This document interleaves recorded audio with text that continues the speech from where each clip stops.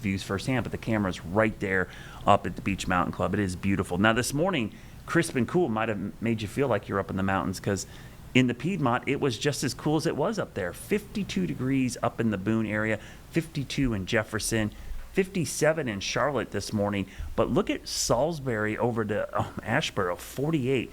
I think we're going to see more of those 40s coming up tonight into tomorrow morning. 75 and 57, about as normal a day as you can get. And no one would forget, trust me, I don't, this date back in 2019.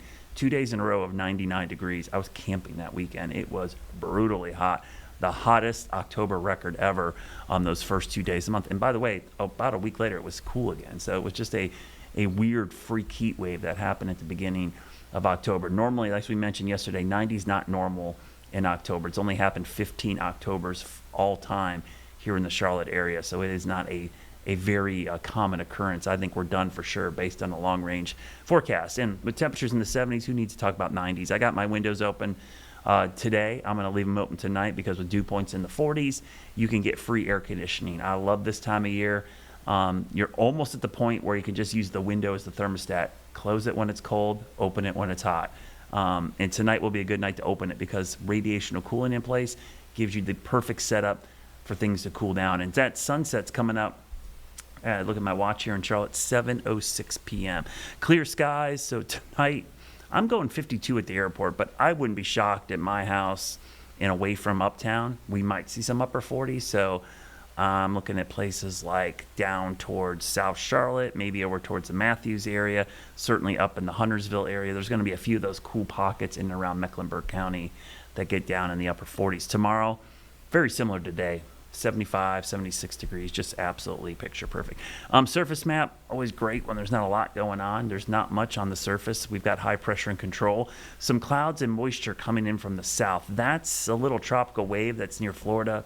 It has a small chance to develop. It's not going to, but it is going to increase moisture as we go into next week. And the first thing you'll notice is the increase in dew points. Dew points could jump into the upper 50s Monday, Tuesday with that influx of tropical moisture. As much as I love low dew points, I would love to get some rain just as much. So hopefully we'll get some of that. Beautiful weekend out at the Speedway. The Roval 400, it's a race where they can run it in the rain because it is a road course. They can put the tires on if it's not pouring. Visibility is an issue when it rains there. It's not light rain. But, usually this time of year you're dealing with landfalling tropical system or it's freezing cold. It seems to be one of those two. This year is just about perfect. So great weekend for the Speedway. They should have great conditions. Probably some increasing clouds on Sunday for that race because of the influx of that moisture from the south. You'll see that influx of moisture into the low country of South Carolina. I would be surprised to see that sneak north if we see more of an influx there. But right now, don't think this is going to be a drought buster. This is not enough rain to bust a drought. I think we need like 4 to 5 inches of rain. Brittany Van Voorhees today did a good piece in our early shows on Linear talking about how much rain we need. Now, just to put that in perspective, normal rainfall in October is like 3.16, I believe. So that's roughly 2 to 3 inches above our normal rainfall. That's what we basically need. You don't need normal rainfall. So here's the long-range futurecast. Interesting influx of moisture from the south there. Also notice kind of a little bit of a wedge configuration, high pressure to the north. But watch this cold front come down. This cold front, Tuesday, Wednesday, probably going to do more than that tropical moisture will. It'll help squeeze some of it out, and we could see some thunderstorms. And then look at the big high pressure over the northeast. That will really cool us down late next week. There's our tropical wave, only a 10% chance of development. That one in the Atlantic, you see that and you go, it's only 20% chance. That's actually a much more favorable spot to develop long range. The 20% is just because of uncertainty. I actually think that will develop long range. That's the main development region down there in the central Atlantic, and that's a very favorable location for a tropical system. So just a heads up, we're likely going to have something out there eventually. 6 to 10 day temperature outlook. This basically gets us through the middle of next week, and you see this and think it's crazy warm.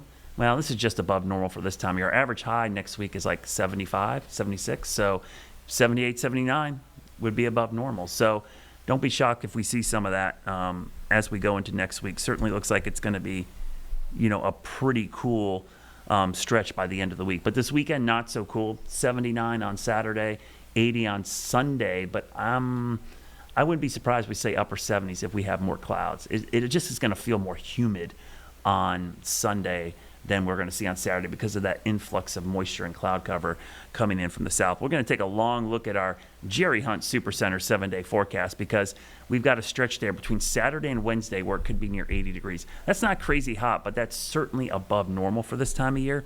And the rain chances really ramp up Monday, Tuesday, Wednesday. But look at that cold front. By Thursday, a high of 68. 68 on Friday, only low 70s for next weekend. That is truly going to be a significant cool down. Maybe our first, what I would call, really chilly air of the season, because that will actually be slightly below normal for this time of year. So we'll actually, embrace that, especially after all the warm weather we had.